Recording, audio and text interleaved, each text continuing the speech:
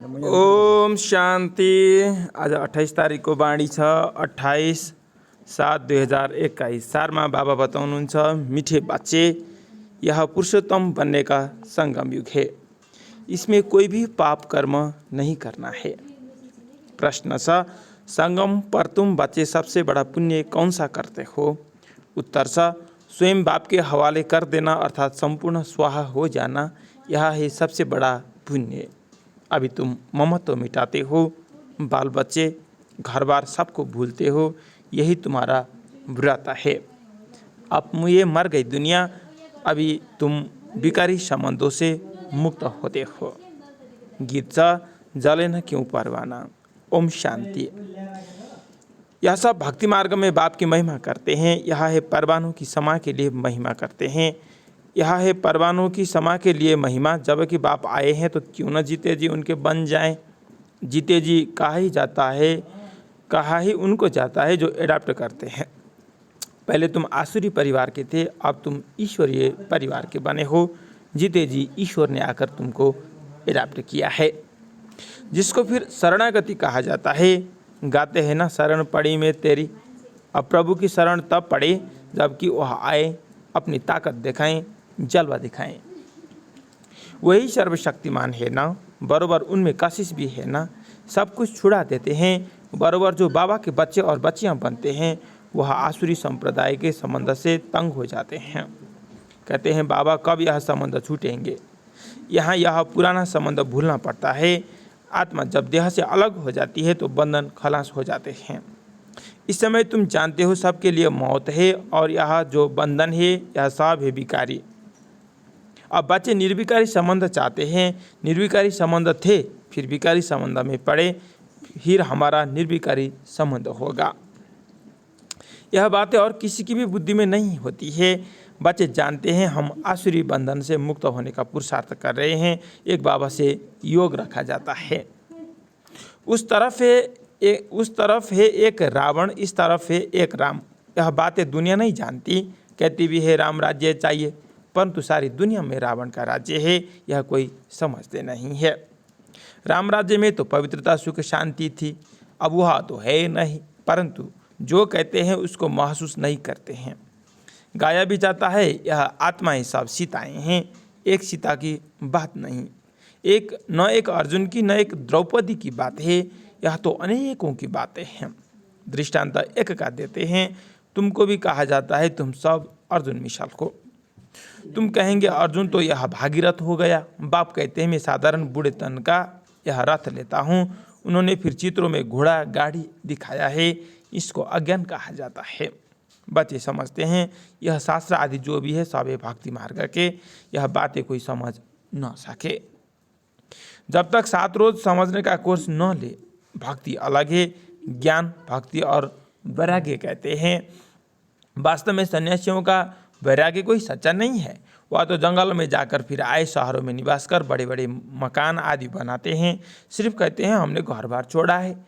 तुम्हारा है सारी पुरानी दुनिया से बेहद का वैराग्य। यथार्थ बात यह है, वह है हद की बात, इसलिए उनको हठयोग हद का वैराग्य कहा जाता है। तुम बच्चे जानते हो यह पुरानी दुनिया अब खत्म होनी है, इसलिए जरूर इसे वैराग्य चाहिए। बुद्धि भी कहती है नया घर बनता है तो पुराने घर को तोड़ा जाता है। तुम जानते हो अभी तैयारी हो रही है। कलयुग के बाद फिर सतयुग आएगा जरूर। अभी यह है पुरुषोत्तम संगम युग। पुरुषोत्तम मास में दान पुण्य आदि करते हैं। अभी तुम पुरुषोत्तम युग में सर्वस्व स्वाहा कर लेते हो। जानते हो यह सारी दुनिया स्वाहा होनी है, तो सारी दुनिया का सर्वस्व स्वाहा होने के पहले अपने को क्यों न स्वाहा करें। इसको तुमको कितना न पुण्य मिलेगा। वह है हद का पुरुषोत्तम मास। यह तो बेहद की बातें हैं। पुरुषोत्तम मास में बहुत कथाएं सुनते हैं, व्रत नियम रखते हैं। तुम्हारा तो बड़ा भारी व्रत है। तुम्हारे बाल बच्चे घर बार आदि सब है, परंतु दिल में ममत्व मिट गया है। आप मुझे मर गई दुनिया। तुम बच्चे जानते हो यह सब खत्म हो जाएंगे। हम बाबा के बने हैं पुरुषोत्तम बनने के लिए। सर्व पुरुषों में अर्थात मनुष्य में उत्तम पुरुष यह लक्ष्मी नारायण सामने खड़े हैं। उनसे उत्तम कोई मनुष्य नहीं हो सकता। लक्ष्मी नारायण विश्व के मालिक थे। तुम आए हो ऐसे पुरुषोत्तम बनने के लिए। सभी मनुष्य मात्र सद्गति को पाते हैं। मनुष्यों की आत्मा पुरुषोत्तम बन जाती है। फिर उनके रहने का स्थान भी ऐसा उत्तम होना चाहिए, जैसे प्रेसिडेंट सबसे ऊंच पद पर है तो उनके रहने के लिए राष्ट्रपति भवन मिला है, कितना बड़ा महल बगीचा आदि है। यह हुई यहाँ की बातें। राम राज्य को तो तुम बचे जानते हो। अभी सतयुगी पुरुषोत्तम बनते हो, फिर यह कलयुगी पुरुषोत्तम रहेंगे नहीं। तुम सतयुगी पुरुषोत्तम बनने के लिए पुरुषार्थ कर रहे हो। तुम जानते हो हमारे महल कैसे बने हुए होंगे। कल राम राज्य होगा, तुम राम राज्य में पुरुषोत्तम होंगे। तुम चैलेंज करते हो कि हम रावण राज्य को बदल राम राज्य स्थापन करेंगे। अब चैलेंज किया है तो एक दो को पुरुषोत्तम बनाना है। भविष्य 21 जन्मों के लिए देवताओं की महिमा गाते हैं, सर्वगुण संपन्न, अहिंसा परमो देवी देवता धर्म। तुम बच्चे जानते हो और कोई मनुष्य मात्र नहीं जानते हैं। तुम दूसरे जन्म में पुरुषोत्तम बनेंगे, फिर रावण राज्य का कोई नहीं रहेगा। अभी तुमको सारा ज्ञान है। अब रावण राज्य ही खत्म होना है। आजकल तो समय का भी कोई भरोसा नहीं है। अकाले मृत्यु हो जाती है अथवा किसकी दुश्मनी हुई तो उड़ा देते हैं। तुमको कोई उड़ा ना सके। तुम अविनाशी पुरुषोत्तम बनते हो। यह है विनाशी, सो भी रावण राज्य में। इनको तुम्हारे राज्य का, दैवी राज्य का पता नहीं है। तुम जानते हो हम अपना दैवी राज्य, स्वराज्य स्थापन कर रहे हैं श्रीमत पर। जिनकी पूजा होती है वह जरूर अच्छा कर्तव्य करके गए हैं। यह तो तुम बच्चे ही जानते हो। देखो जगदम्बा की कितनी पूजा है। अब यह है ज्ञान ज्ञानेश्वरी। तुम जगदम्बा की बच्चियां हो, ज्ञान ज्ञानेश्वरी और राजराजेश्वरी। दोनों में उत्तम कौन? ज्ञान ज्ञानेश्वरी के पास अनेक प्रकार के मनोकामनाएं सुनाते हैं, अनेक चीज़ें मांगते हैं। जगदम्बा के मंदिर और लक्ष्मीनारायण के मंदिर में बहुत फर्क है। जगदम्बा का मंदिर बहुत छोटा है, छोटी जगह में बहुत भीड़ होती है। कपड़े का सोंटा लगाते रहते हैं हटाने के लिए। कलकत्ते में काली का मंदिर कितना छोटा है, अंदर बहुत तेल और पानी रहता है, अंदर बड़ी खबरदारी से जाना पड़ता है, बहुत भीड़ रहती है। लक्ष्मीनारायण का मंदिर तो बहुत बड़ा होता है, जगदम्बा का छोटा क्यों? गरीब है ना, तो मंदिर भी गरीबी का है। वह साहूकार है तो मंदिर में कब मेला नहीं लगता है। जगदम्बा के मंदिर पर बहुत मेले लगते हैं, बाहर से बहुत लोग आते हैं। इसमें लक्ष्मी भी है तो नारायण भी है। उनमें सिर्फ धन मांगते हैं क्योंकि वह धनवान बनी है ना। यहाँ तो है अविनाशी ज्ञान रत्न। धन के लिए लक्ष्मी के पास जाते हैं, बाकी अनेक शाखाएं आशाएं रख जगदम्बा के पास जाते हैं। तुम जगदम्बा के बच्चे हो, सबकी मनोकामनाएं 21 जन्मों के लिए पूरी करते हो। एक ही महामंत्र से सब मनोकामनाएं 21 जन्मों के लिए पूरी हो रही है। दूसरे जो भी मंत्र आदि देते हैं उनमें कुछ अर्थ नहीं है। बाबा समझाते हैं यह मंत्र भी तुमको क्यों देता हूँ, क्योंकि तुम पतित हो ना। मामेकम याद करेंगे तभी पावन बनेंगे। यह सिवाय बाप के आत्माओं को कोई कह न सके। इसमें सिद्ध होता है यह सहज राजयोग है। एक ही बाप आकर सिखलाते हैं, मंत्र भी वही देते हैं। 5000 वर्ष पहले भी तुमको मंत्र दिया था, यह स्मृति आई है। अभी तुम सम्मुख बैठे हो, क्राइस्ट होकर गए हैं, फिर उनका बाइबल पढ़ते हैं। बाइबल पढ़ते रहते हैं। वह क्या करके गए हैं? धर्म की स्थापना करके गए हैं। तुम बच्चे जानते हो शिव बाबा क्या करके गए हैं, कृष्ण क्या करके गए हैं। कृष्ण तो सत्य का प्रिंस था, जो ही फिर नारायण बना, फिर पुनर्जन्म में आए। शिव बाबा भी कुछ करके गए हैं, तब तो उनकी इतनी पूजा आदि होती है। अभी तुम बच्चे जानते हो राजयोग सिखा कर गए हैं, भारत को स्वर्ग बना कर गए हैं। जिस स्वर्ग का पहला नंबर मालिक खुद नहीं बने हैं वह तो श्री कृष्ण बना। जरूर कृष्ण के आत्मा को पढ़ाया, तुम समझ गए हो। कृष्ण की वंशावली तुम बैठे हो। राजा रानी को माता पिता अन्नदाता कहते हैं। राजस्थान में भी राजाओं को अन्नदाता कहा जाता है। राजाओं की कितनी मान्यता होती है। आगे सब शिकायतें राजा के पास आती थी, दरबार लगती थी। कोई भूले करते थे तो बहुत पछताते थे। आजकल तो जेल बर्ड्स बहुत है, घड़ी घड़ी जेल में जाते हैं। अभी तुम बच्चों को गर्भ जेल में नहीं जाना है, तुमको तो गर्भ महल में आना है। इसलिए बाबा को याद करो तो भी कर्म विनाश होंगे। फिर कब गर्भ जेल में नहीं जाएंगे। वहाँ कोई पाप नहीं होता है, सब गर्भ महल में रहते हैं। सिर्फ कम पुरुषार्थ के कारण कम पद पाते हैं। ऊंचा पद पाने वालों को बहुत सुख रहता है। यहाँ तो सिर्फ 5 वर्ष के लिए गवर्नर प्रेसिडेंट मुकर्रर करते हैं। तुम समझा सकते हो कि भारत ही दैवी राजस्थान बना। अभी तो न राजस्थान है न राजा रानी है। आगे कोई गवर्नमेंट को पैसा देते थे तो महाराजा महारानी का टाइटल मिल जाता था। यहाँ तुम्हारी तो है पढ़ाई, राजा रानी का पढ़ाई से नहीं बनते हैं। तुम्हारी एम ऑब्जेक्ट है, इस पढ़ाई से तुम विश्व का महाराजा महारानी बनते हो। राजा रानी भी नहीं, राजा रानी का टाइटल तो त्रेता युग से शुरू होता है।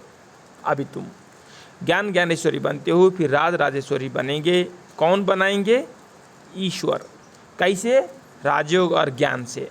राजाई के लिए बाबा को याद करना है, बाबा तुमको स्वर्ग का मालिक बनाते हैं। या तो बहुत सहज है ना, हेविन स्थापन करने वाला ही गॉडफादर है। हेविन में तो हेविन की स्थापन नहीं करेंगे ना, जरूर उनको संगम पर पद मिलता है, इसलिए इसको सुहावना कल्याणकारी युग कहा जाता है। बाबा कितना बच्चों का कल्याण करते हैं, जो स्वर्ग का मालिक बनाते हैं। कहते भी है परम पिता परमात्मा नई दुनिया रचते हैं, परंतु उनमें कौन राज्य करते हैं यह किसी को पता नहीं है। तुम समझते हो राम राज्य किसको कहा जाता है?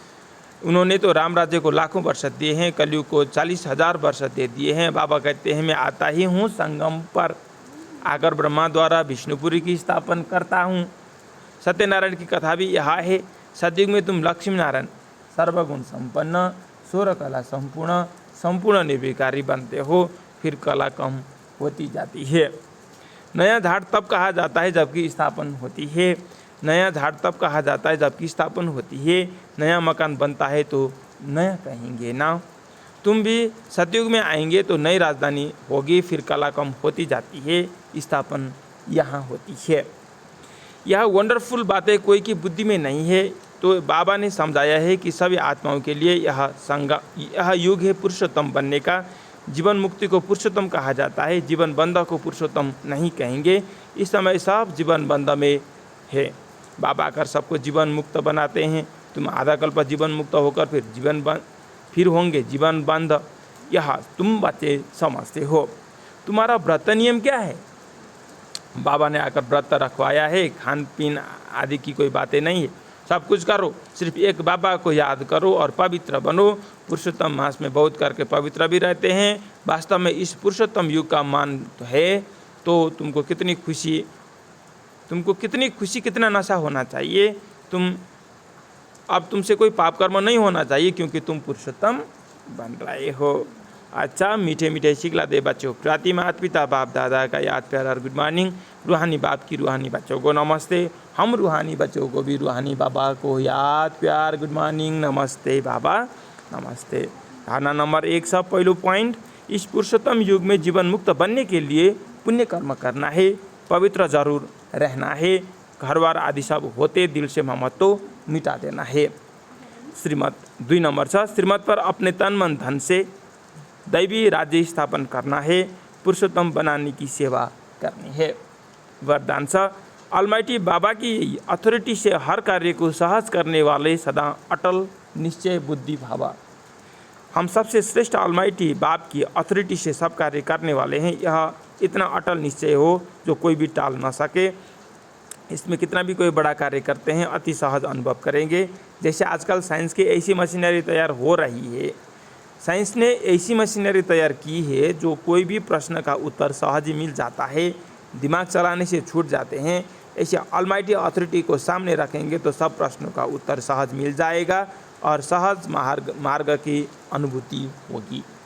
स्लोगन एकाग्रता की शक्ति परवश स्थिति को भी परिवर्तन कर देती है। एकाग्रता की शक्ति परवश स्थिति को भी परिवर्तन कर देती है। ओम शांति।